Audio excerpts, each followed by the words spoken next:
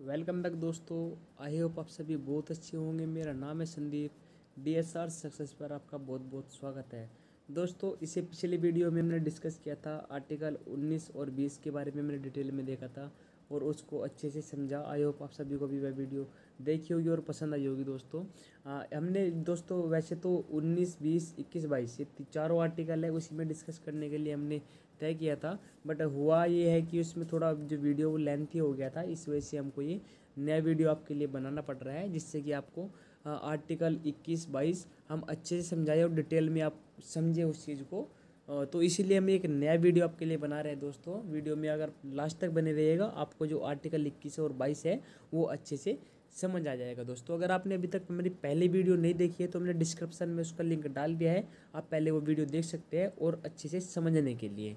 अभी हम दोस्तों अनुच्छेद 21 को समझने की कोशिश करते हैं। अनुच्छेद 21 में दोस्तों सबसे पहले कहा गया है प्राण एवं दैहिक स्वतंत्रता, यानी कि लाइफ एंड पर्सनल लिबर्टी की जो स्वतंत्रता हमें है वो अनुच्छेद 21 हमें देता है। दोस्तों, इसमें दिया गया है पर्यावरण। जैसे सबसे पहला जो पॉइंट है वो लाइफ का हम पहले डिस्कस करेंगे। लाइफ एंड पर्सनल लिबर्टी है, दो पार्ट में इसको डिवाइड करके देखेंगे हम इसको। सबसे पहले लाइफ की करते हैं, यानी कि जो जीने का अधिकार है वो दोस्तों सभी को प्राप्त है। पर्यावरण के बारे में दोस्तों जो नंबर 1 पॉइंट है लाइफ का, जो फर्स्ट पॉइंट है पर्यावरण, इसमें कहा गया है जैसे गाड़ियों से निकलने वाला धुआं है वह क्या करता है, पर्यावरण को गंदा कर देता है। जिससे प्रॉब्लम ये होती है कि जो मानव है सांस लेने में तकलीफ होने लगती है और तरह तरह की बीमारियां फैलती है। जो हमारे जीने का जो अधिकार है उसको हानि पहुंचाता है, उसको ठेस पहुंचाता है। दोस्तों, तो जो पर्यावरण है गंदा हो जाने की वजह से क्या करती है सरकार ने, क्या किया है, जो कानून बनाया है कि अगर कोई गाड़ी ज़्यादा पोल्यूशन कर रही है उसको या तो बंद कर दी जाए, सील कर दी जाए गाड़ी को, अथवा उस पर फाइन रखा जाता है। हमारे जीने के अधिकारों को पर्यावरण से जो है वो हानि पहुंचती है, इसीलिए सरकार ने गाड़ियों पर क्या क्या फाइन रख दिया जाता है या फिर पोल्यूशन उनके बनाए जाते हैं, जो कि टाइम टाइम पर उनको अपडेट कराना पड़ता है। अगर हम दोस्तों दूसरे जो पॉइंट की बात करें, आत्महत्या, यानी कि अगर कोई और हमारे जीने का अधिकार नहीं छीन सकते तो आप खुद भी अपनी जान स्वयं नहीं ले सकते। जी हाँ दोस्तों, ये भी पंगा है। कोई आत्महत्या नहीं कर सकता। अगर कोई आत्महत्या कर लेता है तो एक बात अलग है, वो दुनिया में नहीं रहा। अगर कोई आत्महत्या की ट्राई करता है और वो बच जाता है तो दोस्तों धारा 309 के तहत उसको दंड का प्रावधान है, उसको पुलिस उठा कर ले जाएगी। और अगर तीसरे पॉइंट की हम बात करें दोस्तों, वह है हेल्थ, यानी कि हेल्थ का जो है वो ख्याल हमारी सरकार हमारा रखती है। जैसे आप देखते हैं कि छोटे छोटे बच्चों को पोलियो, खसरा ये इत्यादि के उनको इंजेक्शन वगैरह लगाए जाते हैं, वो भी फ्री ऑफ कॉस्ट लगाए जाते हैं। तो अनुच्छेद 21 का जो पॉइंट 3 है लाइफ के तहत, वह हमें हेल्थ का, यानी कि हेल्थ अपनी अच्छी रखने का भी अधिकार देता है, जिसकी जो रिस्पॉन्सिबिलिटी होती है वो सरकार की होती है। सरकार टाइम टाइम पर जो देखते हैं आप खसरा या पोलियो, कई कई तरह की जो मतलब ये है कि वो योजनाएं चलाते हैं जिससे कि लोग स्वस्थ रहे। तो ये चलता रहता है। दोस्तों, ये था तीसरा पॉइंट जिस तो लाइफ के तहत आता है दोस्तों हेल्थ। इसके बाद दोस्तों अगर हम पर्सनल लिबर्टी की बात करें, जिसमें सबसे पहला जो पॉइंट आता है वो एकांत एवं विदेश यात्रा, यानी कि अगर कोई आदमी ज़्यादा फ्रस्ट्रेटेड हो चुका है, ज़्यादा परेशान है, वह अकेले में रह सकता है, वो बैठ सकता है, तो उसको वह अधिकार प्राप्त है, वह सोच सकता है, समझ सकता है, अकेले में मतलब एकांत में जा सकता है। दोस्तों, उसकी हम ये जो अधिकार मिला है उसको एकांत का, वो कोई भी आदमी नहीं छीन सकता। ये नहीं है कि कोई आदमी बैठा हुआ है अकेले शांति से और आप उसको जा करके परेशान कर दे, वह उसका अपना एक अधिकार है, वह बैठ सकता है, सोच सकता है। दोस्तों, आपने देखा होगा कोई आदमी ज़्यादा परेशान है, वह मन ही मन सोचता रहता है, कभी एकांत में चला जाता है, बैठ जाता है। तो दोस्तों, उसको ये जो अधिकार मिला है एकांत का, वो अनुच्छेद 21 में पर्सनल लिबर्टी के तहत दोस्तों उसको मिला हुआ है। एक दोस्तों विदेश यात्रा है जो हमें पर्सनल लिबर्टी के तहत दोस्तों अनुच्छेद 21 हमें देता है विदेश यात्रा का, कि कोई भी आदमी विदेश यात्रा कर सकता है, उसको कोई मनाही नहीं है, बट उसको सेफ्टी का ख्याल रखना पड़ता है। जो भी टर्म एंड कंडीशंस सरकार द्वारा बनाई गई है उन सभी का उसको पालन करना पड़ता है। उसके बाद दोस्तों पर्सनल लिबर्टी के बाद हम प्राइवेसी, यानी कि निजता के अधिकार की हम बात करें तो इसमें क्या है कि कोई भी आदमी अपनी पर्सनल जो प्राइवेसी है, मतलब जो कुछ बातें छुपा के रख सकता है। आप देखते हैं दोस्तों, अभी कोई भी एक प्रोफेशनल आदमी है, वो मंच पर आकर के एक मतलब प्रोफेशनल तरीके से ही आपसे बात करेगा। बट घर में सबका अपना अपना तरीका होता है रहने का, अपने परिवार, अपने रिश्तेदारों, दोस्तों के बीच में सभी अलग तरीके से रहते हैं। वो वहाँ लोग क्या कर रहे हैं, क्या नहीं कर रहे हैं, और मंच पर आकर आप देखते हो बिल्कुल प्रोफेशनल दिखाई देता है दोस्तों। तो ये प्राइवेसी है, वो बाहर की जो चीज़ें है, जो मतलब परिवार में रहता है, दोस्तों में रहता है, वो वहाँ पर सबको नहीं दिखा सकता। उसके मोबाइल का, फ़ोन का कोई भी मतलब कोई पासवर्ड है, या उसकी कोई पर्सनल चीज़ है, या किसी से बात कर रहा है, पर्सनल उसकी बात है, तो आप उस चीज़ को नहीं सुन सकते। एक इंसिडेंट दोस्तों आया था, ये दिल्ली का वाकयांश था कि कोई लेडीज़ थी, वो रात के लगभग रात में किसी से बात कर रही थी। तो उसके जो हस्बैंड थे उसने उसको देख लिया। उसको देखने के बाद उसने क्या किया कि आप किसी से और से बातें कर रहे हो, वो एफआईआर वगैरह कर दी। वो लेडीज़ थी, वो सुप्रीम कोर्ट चली गई। वहाँ पे उसने याचिका दायर कर दी कि ये मेरी जो प्राइवेसी का, मेरा निजता का अधिकार है, उसको ये छीन रहा है।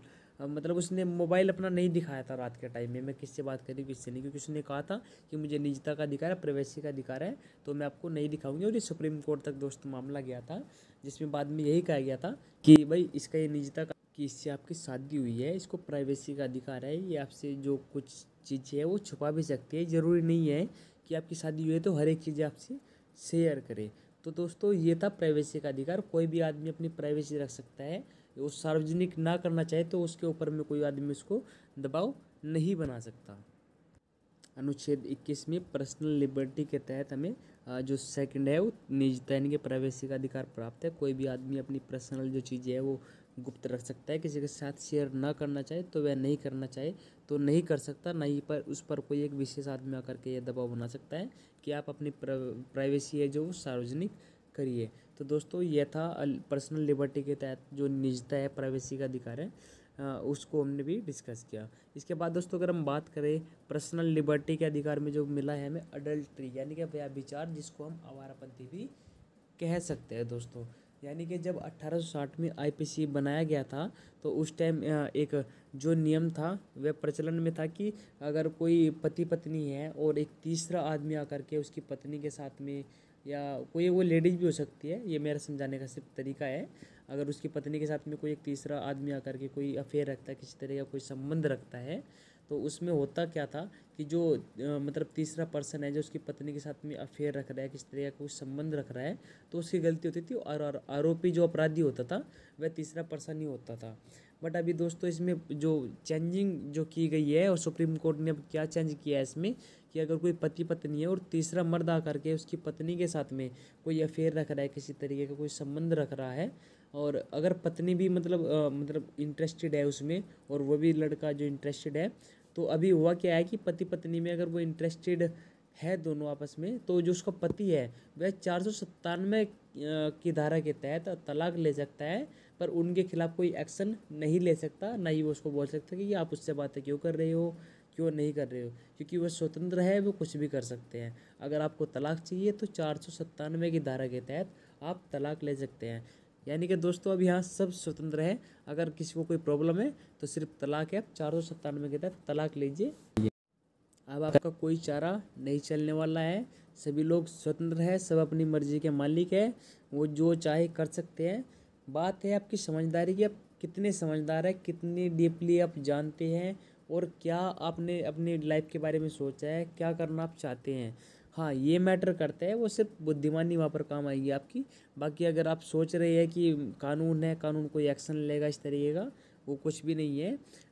सुप्रीम कोर्ट ने साफ कह दिया है, अगर कोई पति पत्नी है और उसकी पत्नी उस मतलब किसी दूसरे आदमी में इंटरेस्टेड है, या वो उसका कोई संबंध चल रहा है, तो वो दोनों साथ रह सकते हैं। जो उसका पति है वह चाहे तो तलाक ले सकता है।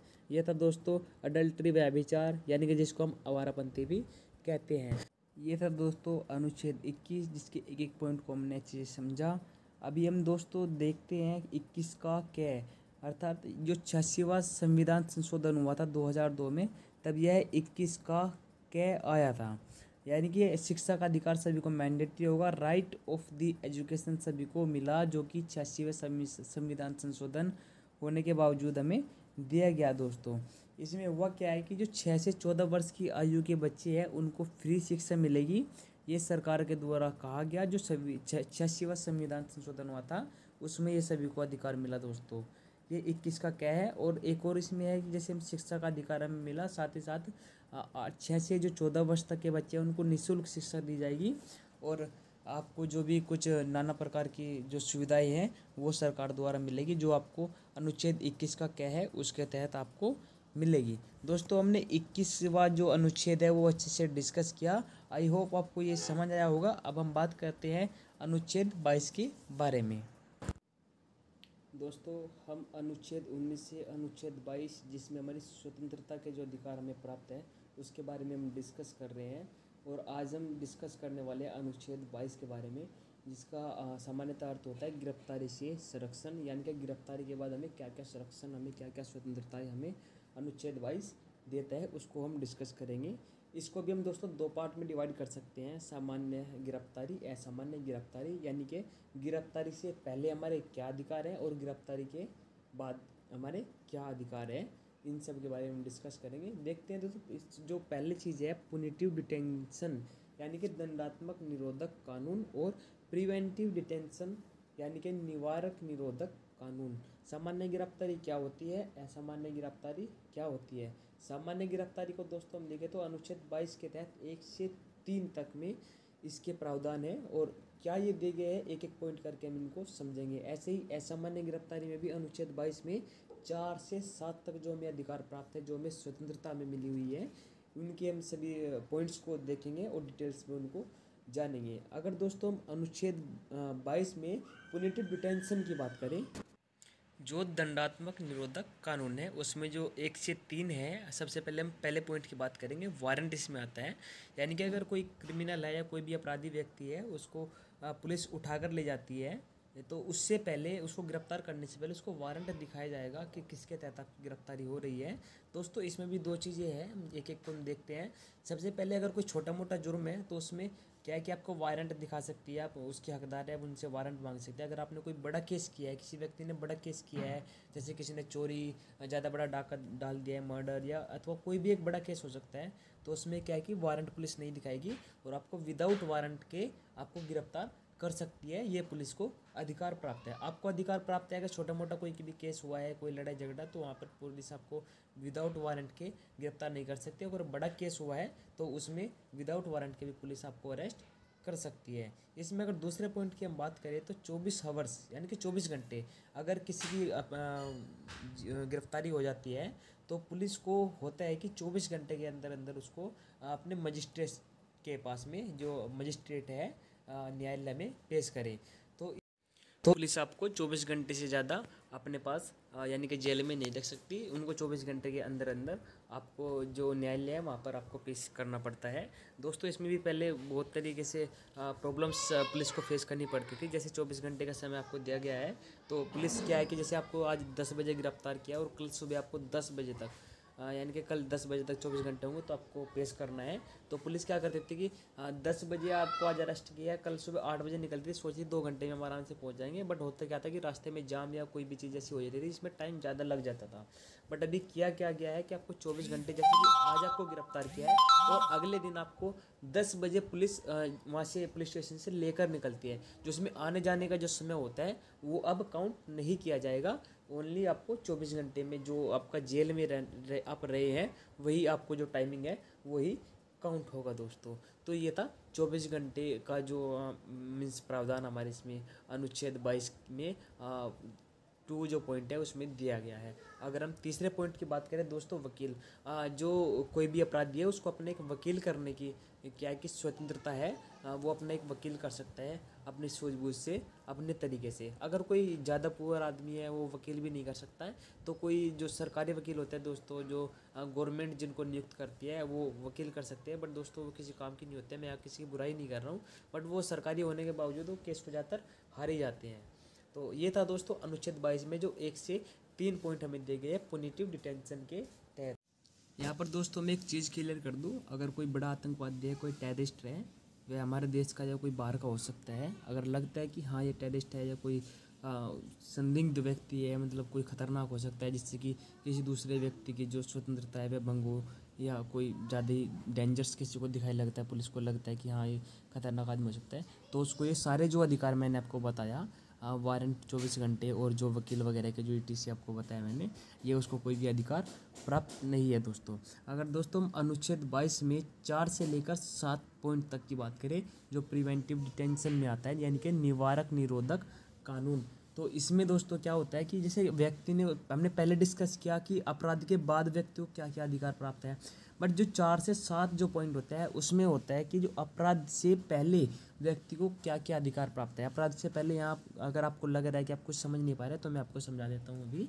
इसमें क्या होता है कि अगर कोई व्यक्ति है और पुलिस को लग रहा है कि हाँ ये मतलब कोई संदिग्ध व्यक्ति है, इससे हमें खतरा है, किसी की स्वतंत्रता को खतरा हो सकता है या इससे जो शांति भंग हो सकती है, तो पुलिस क्या करती है कि उसको अपराध से पहले ही ओनली शक के दावे पर उसको गिरफ्तार पुलिस कर लेती है या फिर नज़रबंद रखा जा सकता है उनको। जैसे दोस्तों मैं आपको एक वाकया समझा देता हूँ। जब 370 धारा जो कश्मीर से हटाई गई थी, उस दौरान क्या हुआ था कि जो कुछ वहाँ के नेता हैं उनको पुलिस ने उठा लिया, सॉरी नज़रबंद कर लिया था या फिर उनको गुप्त तरीके से रखा गया था, जिनमें महबूबा मुफ्ती, फारूक अब्दुल्ला और अन्य कई नेता थे जिनको नज़रबंद रखा गया था। वैसे यही रीज़न था कि शांति भंग ना हो जाए और कोई लड़ाई झगड़ा ना हो।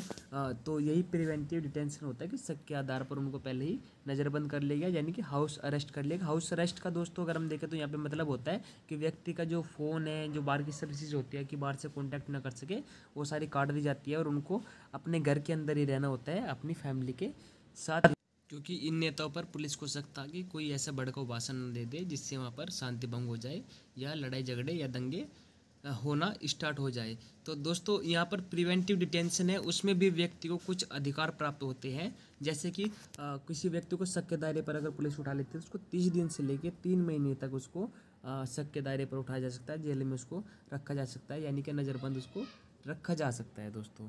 ऐसे ही कुछ इनके साथ हुआ था। अगर दोस्तों हम बात करें रोलेट एक्ट की, यानी कि जो आज़ादी से पहले कुछ कानून थे जो अंग्रेज़ों ने बनाए गए थे अंग्रेज़ों द्वारा, तो उसमें भी यही होता था कि किसी भी व्यक्ति को जो कोई उसको पुलिस द्वारा उठा लिया जाता था। जैसे कोई घर से बाहर निकला, पुलिस की जीप आई और उसको उठाकर ले गई बिना किसी वारंट के। इसको हम बिना दलील, बिना अपील और बिना वकील का जो काला कानून है, रोलेट एक्ट को हम वह कानून भी कहते हैं। तो यह जो रोलेट एक्ट है वह दोबारा न दोहराया जा सके, ऐसे मतलब हमारे संविधान को है कुछ हमारे संविधान निर्माताओं द्वारा बनाया गया है, जिससे कि अपराध जो मैंने बताया अनुच्छेद 22 यानी कि प्रिवेंटिव डिटेंशन के तहत भी व्यक्ति को कुछ अधिकार प्राप्त हो। तो दोस्तों यह था प्रिवेंटिव डिटेंशन यानी कि अनुच्छेद 22। अनुच्छेद 22 को हम दोनों तरीके से देखा दोस्तों, पुनिटिव डिटेंशन और प्रिवेंटिव डिटेंशन। तो दोस्तों आई होप आपको ये जो अनुच्छेद 22 है समझ आया होगा। हमने अनुच्छेद 19 से लेकर अनुच्छेद 22 ये जो स्वतंत्रता के अधिकार हमें प्राप्त है सभी हमने क्लियर कर लिए हैं।